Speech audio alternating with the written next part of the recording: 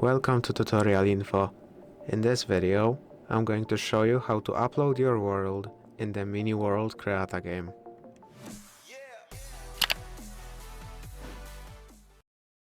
To upload your world, you want to tap on Start, choose the world you want to update, and then tap Upload.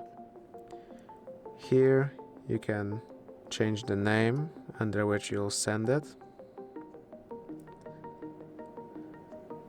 Change the type if it's available, but it wouldn't really be for this type of upload. You can give it a description.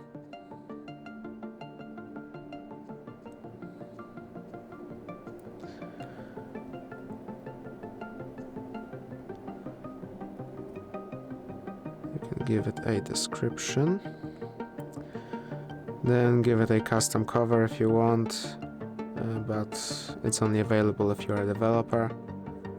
Then you have to agree to the user agreement and content. You can tap on the settings icon to change the upload settings. Let's make it private. And then you can tap on upload and then confirm.